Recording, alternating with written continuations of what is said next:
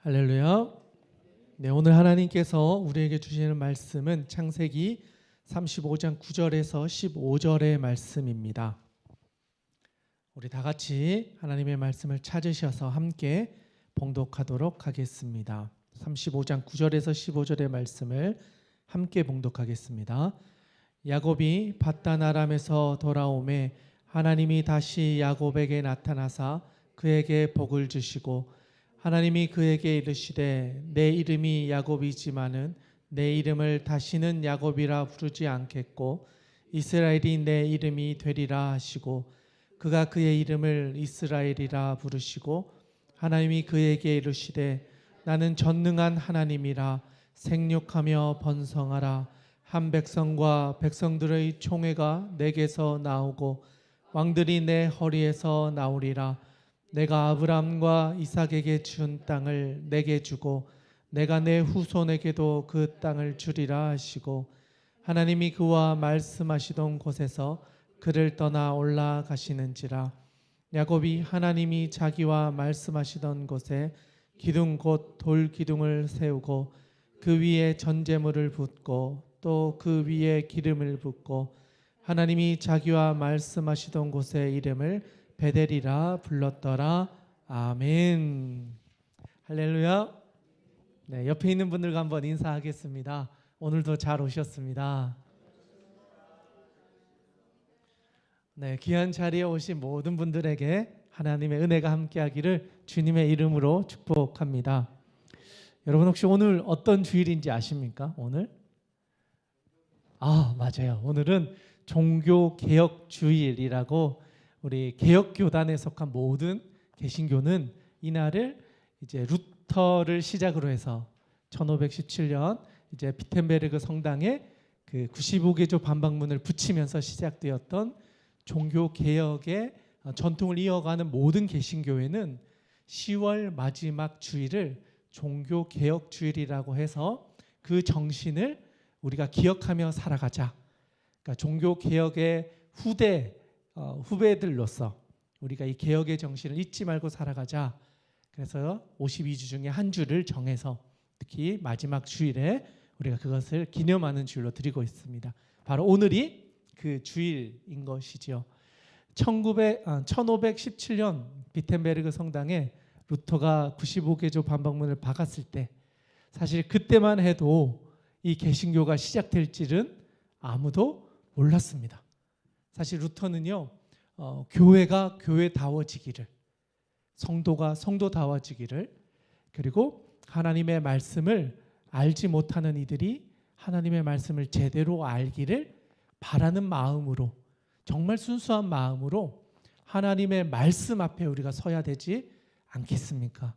사실은 이걸 이야기하려고 했었던 거예요. 예전에 제가 그 비텐베르그 성당 그 앞에 가본 적이 있는데요. 그 앞에 가면 이제 동판에다가 이 95개조 반박문을 다 새겨가지고 문에 붙여놨어요. 그래서 오는 사람들마다 그걸 보면서 왜 종교 개혁이 시작되었는가를 보게 하는 거죠. 어쩌면 약 500년, 600년 이제 지나가는 이 시점에 우리에게도 이 종교 개혁이라는 것이 어떤 의미인지를 기억하면서 우리의 신앙도 다시 한번 점검해보는 시간, 그러한 주일이 오늘 될 수 있기를 주님의 이름으로 축복합니다. 그래서 하나님의 말씀이 많이 있지만 그 중에서 이 종교개혁주일 가운데 하나님께서 우리에게 좀 돌아보게 하시는 말씀은 어떤 말씀일까 고민하다가 구약에 있는 말씀을 펼쳐서 이렇게 살펴보다가 가장 신앙의 기본, 우리가 이 땅을 살아가면서 지켜야 할 가장 신앙의 정수라고 말할 수 있다면 그게 뭘까? 그러다가 제가 던졌던 질문이 뭐냐면 바로 신앙의 정체성이 어디 있는가? 우리의 믿음의 근원이 어디 있는가? 나의 신앙은 어디로부터 출발되었는가? 부모님의 신앙이기 때문에 교육을 받아서 가라고 하니까 예배를 드리고 있는 것은 아닌가? 우리 어머니의 신앙이, 우리 아버지의 신앙이 그냥 나에게 습관처럼 배어져서 교회에 출석하고 있는 종교인으로 나는 살아가고 있는 것은 아닌가? 아니면 반대로 내가 원하는 무언가가 있어서 그것을 얻기 위해서, 내가 원하는 무언가를 성취하기 위해서 하나님을 이용하고 하나님을 수단으로 여기며 이 자리에 나와 내 꿈을 하나님의 이름으로 이루고자 하는 것은 아닌가? 숨겨진 야망과 숨겨진 목적 속에서 우리가 신앙생활을 하고 있는 것은 아닌가? 또 그 외에도 수많은 이유들이 있을 수 있겠죠. 이런 모든 질문들 속에서 우리의 정체성, 내가 왜 신앙을 가지고 있고 내가 왜 하나님을 만나야 하고 내가 어디로부터 시작해서 이 인생을 살아갈 것인가? 우리의 근원, 우리의 뿌리를 어디에 두어야 되는가? 어쩌면 신앙이라는 건요, 바로 여기서부터 시작되는 것이 아닌가 생각해 봐요. 아무리 사람들이 가르쳐주고 좋다고 해도 줘도 내 마음의 근원 안에 그게 없으면 결국 다 그냥 지나가 버리는 거예요. 흔들리고 고난을 당하면 잃어버리고, 또 내가 원하는 것을 주지 않으면 서운해서 딴 길로 가버리고, 어쩌면 인간은 이 인생을 이러한 삶을 반복하며 살아가는 건지도 모르겠습니다. 그래서 종교개혁이 가지고 있는 가장 중요한 것, 바로 우리의 근원이 어디에 있어야 하는가. 루터는 그것을 오직 말씀으로, 오직 믿음으로, 오직 은혜로, 이 세 가지 단어로 우리에게 설명해 줍니다. 인간이 이 땅을 살아갈 때 세상의 기준이 아니라 오직 하나님의 말씀이 기준이 되어 살아가는 것, 그게 신앙인의 정체성이어야 된다. 그리고 하나님의 은혜, 하나님이 주시는 은혜를 경험하며 살아가는 것, 그것이야말로 우리 신앙인에게 있어서 가장 중요한 정체성이다. 그리고 오직 믿음으로, 세상에 있는 것들을 신뢰하는 것이 아니라 하나님 아버지가 나의 아버지 되시고 예수 그리스도께서 나를 위해 십자가에서 피 흘려 돌아가시고 그분을 통해 내가 구원받게 되었고 입으로 시인하여 구원에 이르게 된 이 기쁨이 하나님이 주신 나에게 가장 큰 복이다, 축복이다. 이것이야말로 내 입술을 통해 고백하고 있는 나의 신앙 고백이다. 그래서 이 믿음으로 살아가는 것, 그것이 우리 신앙인의 가장 기본이 되는 정체성이 되어야 한다. 그래서 이 세 가지, 종교개혁자들이 외쳤던 이 세 가지를 우리도 기억하고 살아가 될 줄로 믿습니다. 여러분이 세 가지를 기억하는 것 중요합니다. 살아가야 하는 것이죠. 그래서 수많은 사람들이 이것을 따라 살아갔고 이것을 성경에서도 찾으려고 했어요. 그러면 이 믿음을 보여주었던 이 신앙의 정체성을 가장 치열하게 찾았던 사람은 누구였을까? 여러분 누구인가요? 오늘의 본문 말씀에 나오는 야곱이라는 사람이에요. 수많은 사람들이 있지만 신약에도 있고 또 이 이후에도 일어나고 있지만 제가 보기엔 창세기를부터 시작을 해서 다들 신앙의 중심을 붙잡기 위해 노력했지만 그 중에서도 아브라함보다도 이삭보다도 더 치열하게 이것에 대해서 고민했던 사람, 세 번째 믿음의 조상이라고 하는 아브라함, 이삭, 야곱. 이 야곱이라고 하는 이 사람이 이 부분에 있어서는 가장 치열하게 고민했고 누구보다도 이거에 대한 분명한 하나님의 응답을 얻었던 사람이 아닌가. 그래서 오늘은 그의 인생을 잠깐 살펴보면서 그를 통해서 우리의 신앙을 돌아보고 나의 믿음은 어디에 근원을 두고 있는가, 나의 인생은 어디에 뿌리를 두고 있는가를 점검해 보고자 하는 것입니다. 여러분 오늘 이 여정에 함께 가면서 하나님이 주신 은혜를 발견할 수 있기를 주님의 이름으로 축복합니다.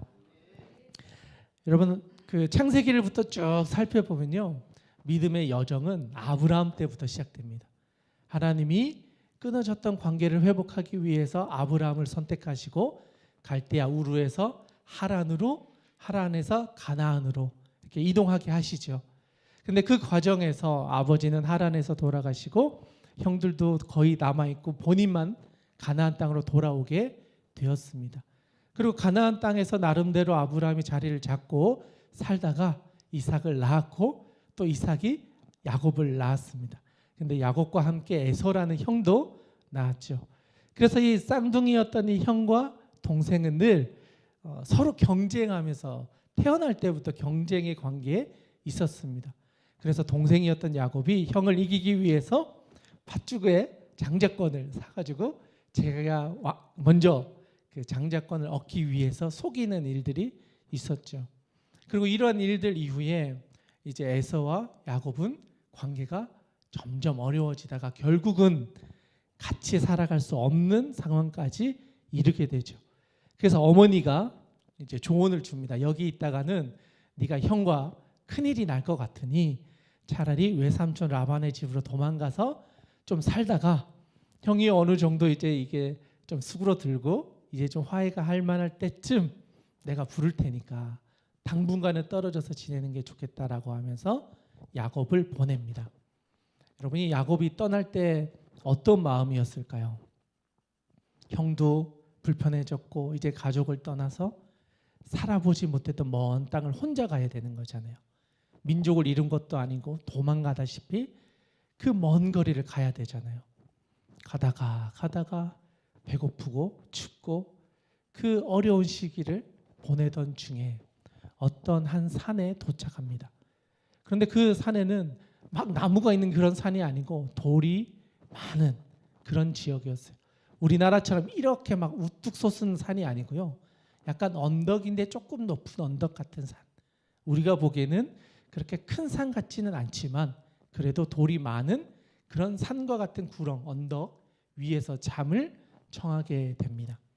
그리고 그곳에서 처음으로 우리 아버지의 하나님이 아닌 내 인생 가운데 동행하고 계시는 하나님을 처음으로 경험합니다.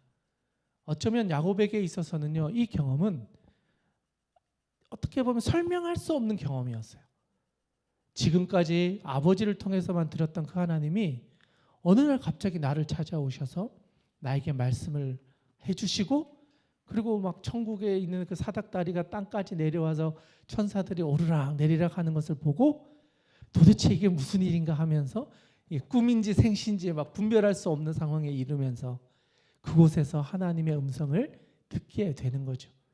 우리 같이 한번 찾아보면 좋겠는데요. 28장 13, 14, 15절입니다.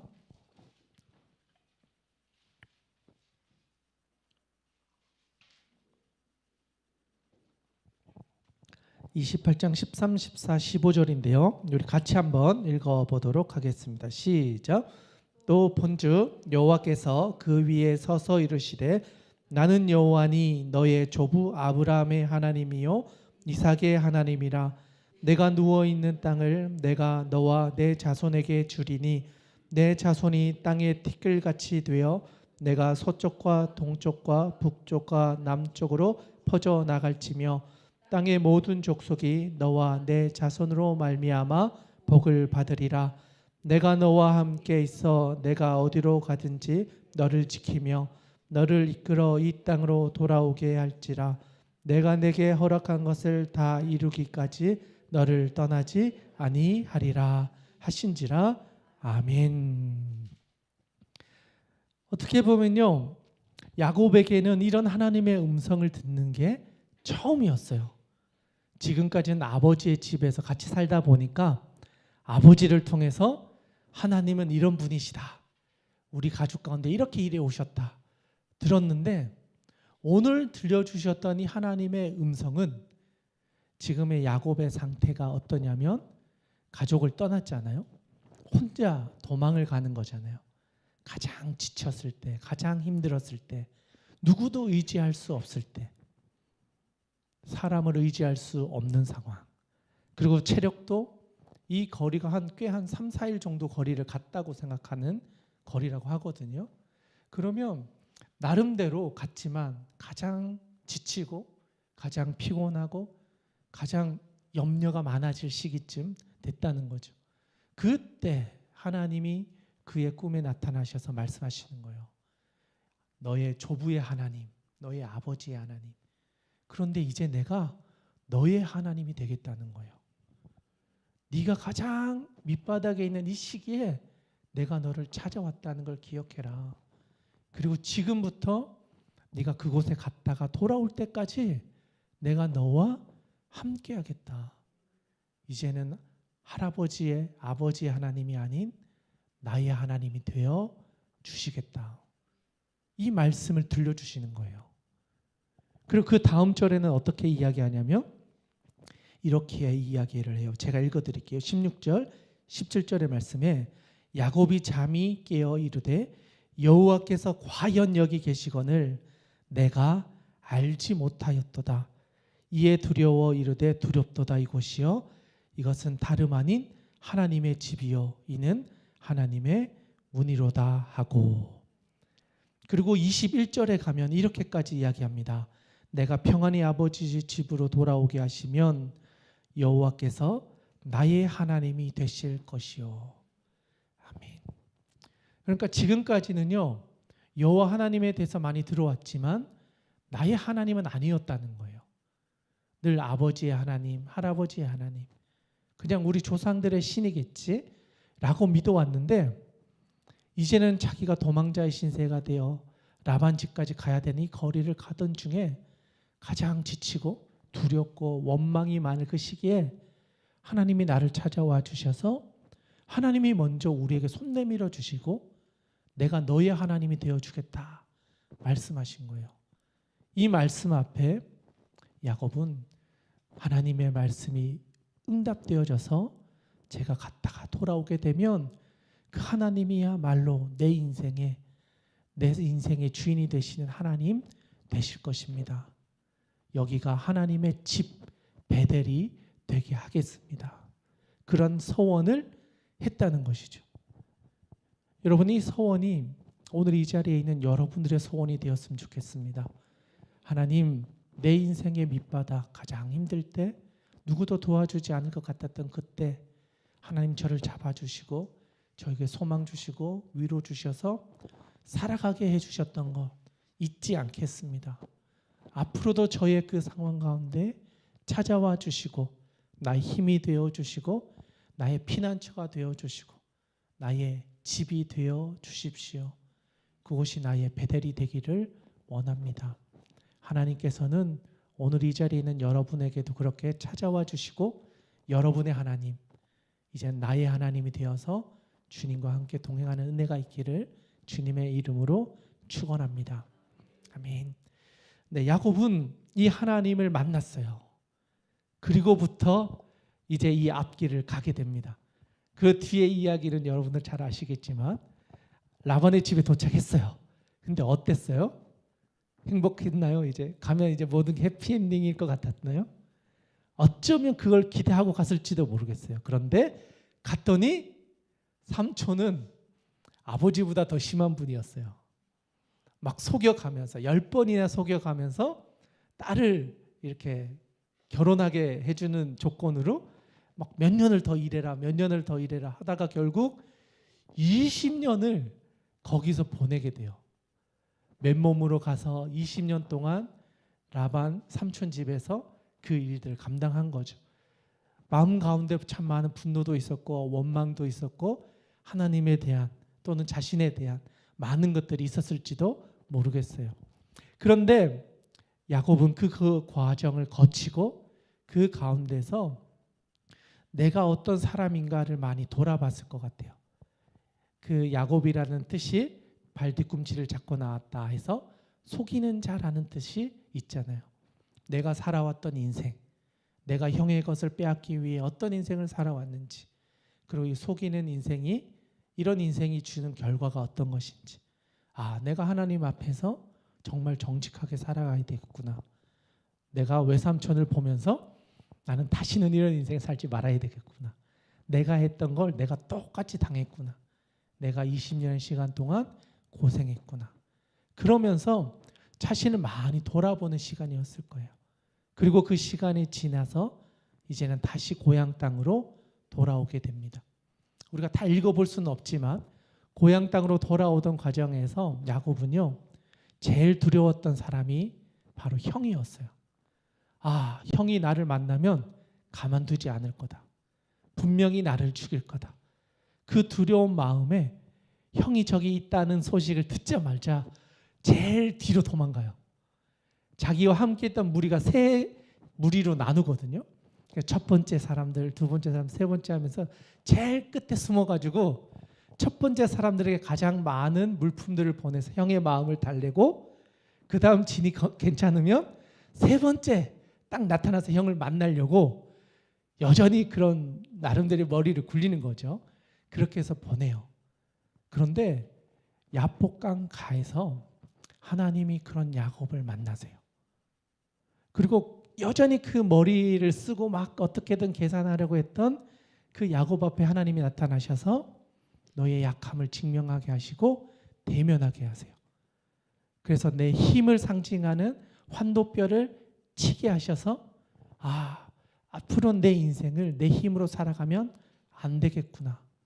너의 모든 힘을 빼앗아 버리고 그 씨름하는 과정을 통해서 겸손하게 만드세요. 형 앞에 싸워서 이기려고 하는 게 아니라 내가 죄인입니다. 앞에 막 보내서 달래서 용납받으려고 했던 게 아니라 진짜 용서를 구하게 만드신 거예요. 형 앞에 겸손하게 엎드려서 내가 다 잘못했습니다. 내가 죄인입니다. 할 수 있는 마음을 미리 준비시키셨어요. 그리고 그때 그 하나님의 천사가 그의 이름을 야곱에서 이스라엘이라는 이름으로 바꾸어 주셨어요. 하나님께서 그의 이름을 바꾸셨다는 것은 그의 정체성을 바꾸어 놓으셨다는 거예요. 지금까지는 여전히 머리를 굴리며 자기의 힘으로 살아가려고 했던 그 사람의 인생을 이제는 자신을 의지하는 것이 아니라 진짜 하나님을 의지하며 살아가도록 그의 삶의 중심을 여호와 하나님으로 바꾸어 놓으셨다는 거죠. 그러자 그가 겸손하게 그 형을 만나 형이 또 그를 환대해주고 안아주면서 내 동생이 살아왔다는 것만 해도 감사하다 하면서 형이 그를 안아주는 거예요. 하나님은 사람의 마음을 바꾸시고 화해의 기회를 주시고 새로운 관계를 시작하게 하십니다.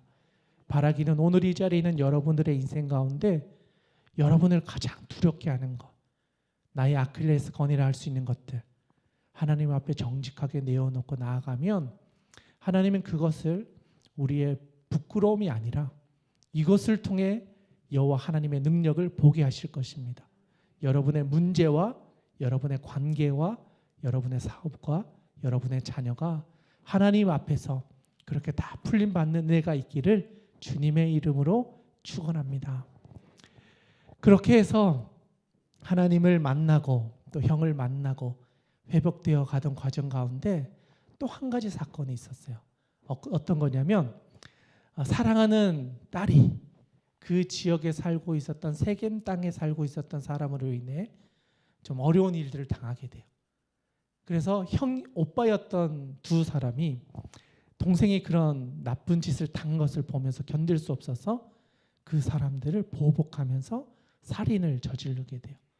이것으로 인해서 야곱과 함께했던 모든 무리들은 그 지역 사람들로부터 미움을 받게 되고 함께 거주하다가는 민족 전체가 죽을 수도 있겠다라는 절체절명의 순간을 맞이해요. 그런데 이때 야곱이 어떤 선택을 하느냐, 그게 바로 오늘의 본문의 말씀이 우리에게 주고 있는 메시지라고 할 수 있어요. 우리가 읽어보지는 않았던 본문인데 한번 찾아보면 좋겠는데 35장 1절에서 3절입니다.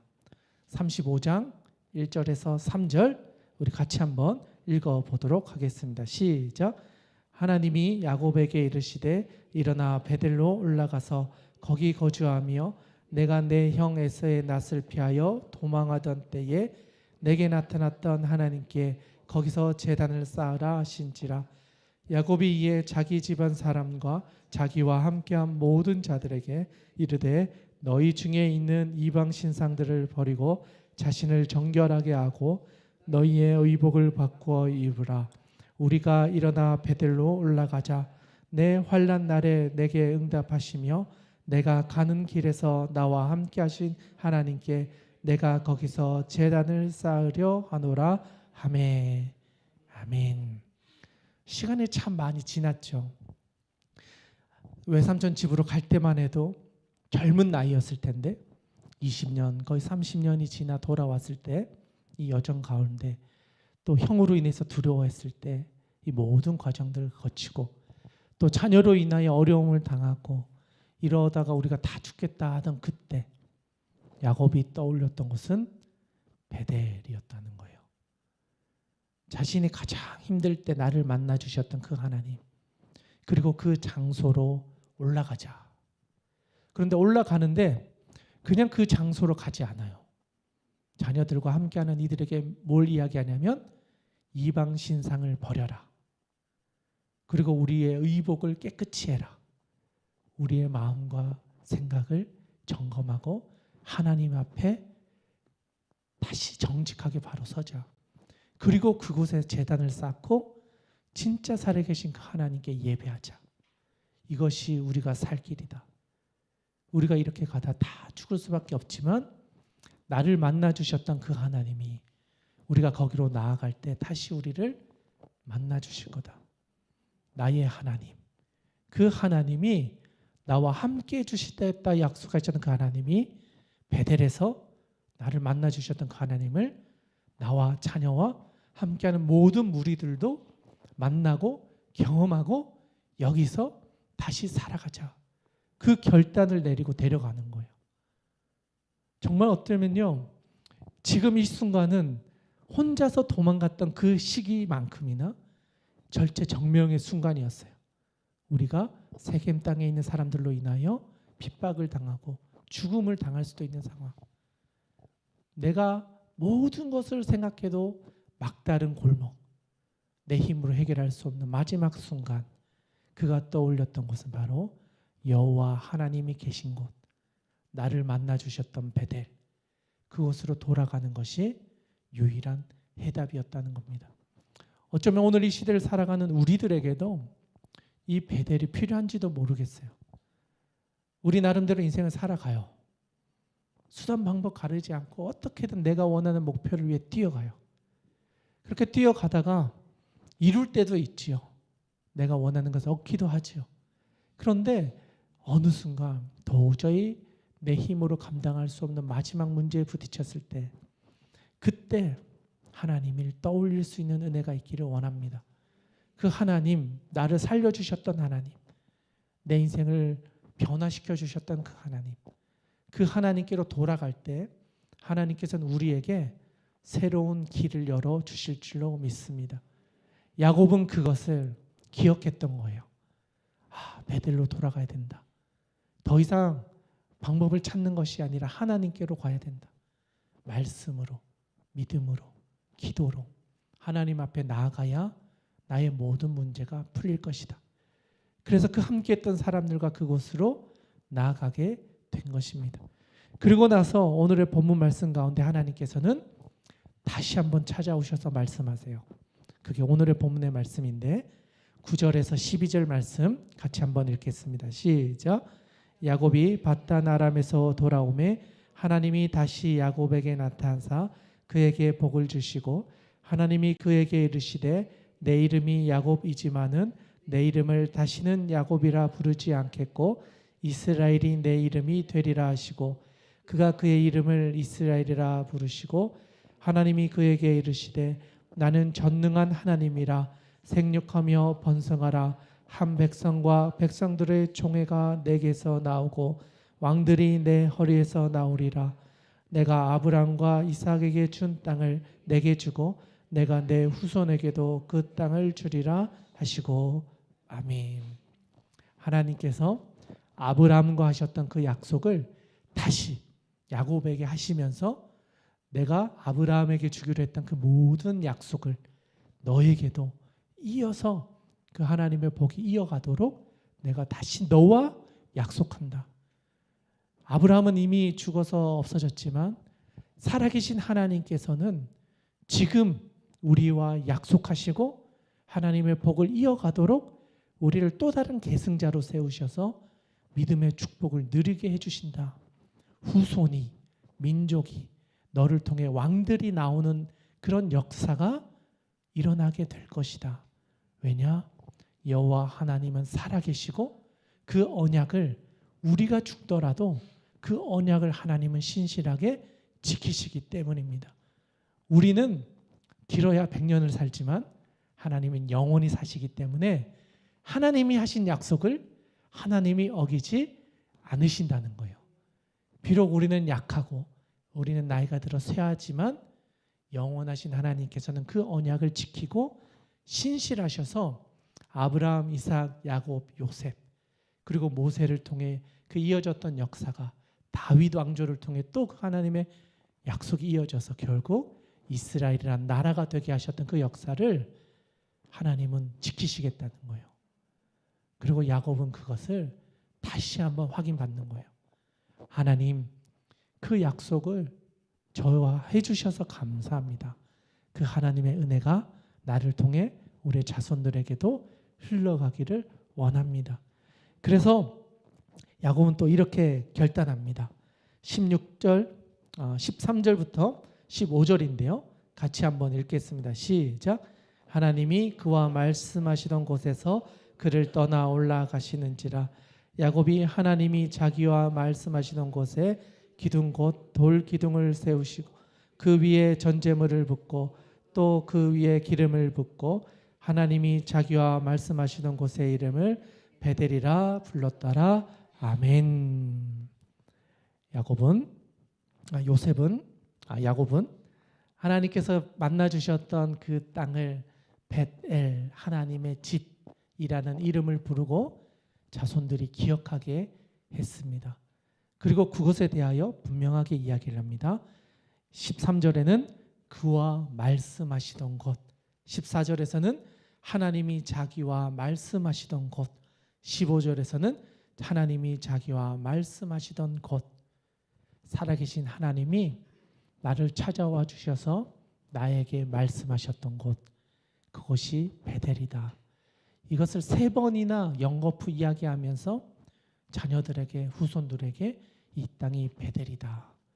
하나님이 나와 말씀하셨던, 나를 찾아오셨던 곳이다. 알려주었습니다. 여러분에게 이런 베델이 있으신지요?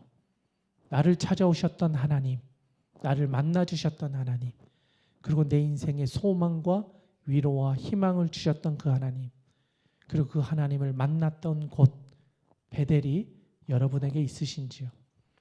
어쩌면 종교개혁이라는 건요, 여러분의 이런 하나님을 찾아야 한다는 것을 다시 한번 우리에게 기억하는 건지도 모르겠습니다. 하나님을 만난 사람, 하나님의 음성을 듣고 내 인생을 기꺼이 하나님께로 드리기로 결단한 사람, 하나님은 그 한 사람을 선택하셔서 종교개혁을 시작하게 하셨습니다.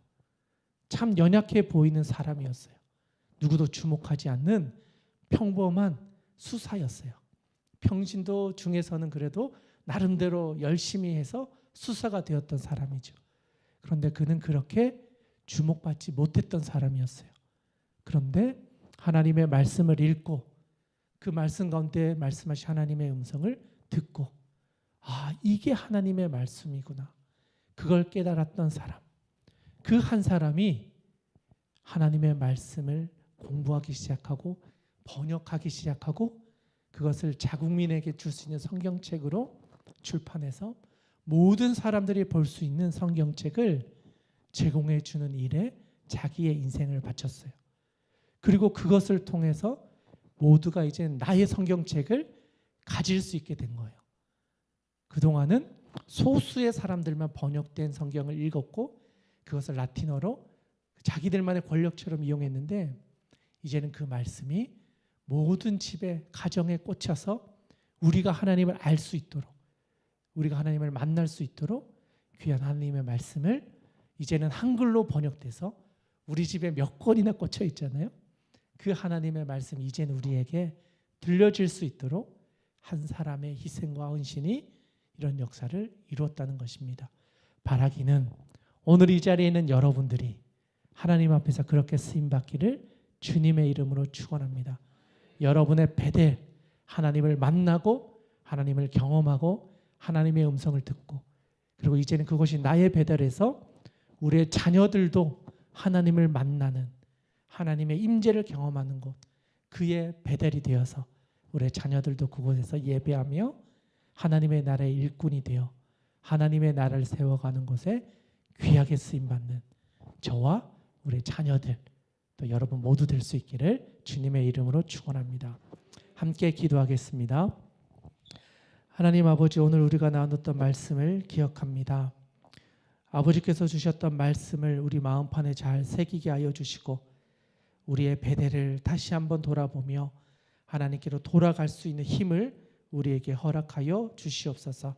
오직 말씀으로, 오직 믿음으로, 오직 은혜로 우리가 살아가게 하여 주시고 늘 주님과 동행함으로 우리를 통하여 하나님이 약속하여 주신 믿음의 복이 우리의 자손들에게도 흘러갈 수 있도록 우리 가운데 역사하여 주시옵소서. 오늘도 살아계셔서 우리와 동행하고 나의 하나님이 되어 주시소 그 하나님의 길을 동행하게 해주심을 감사하오며 지금도 우리와 동행하기 원하시는 우리 구주 예수님의 이름으로 기도드리옵나이다. 아멘. 이 시간 우리 같이 결단하면서 좀 기도하며 나가기를 원하는데요.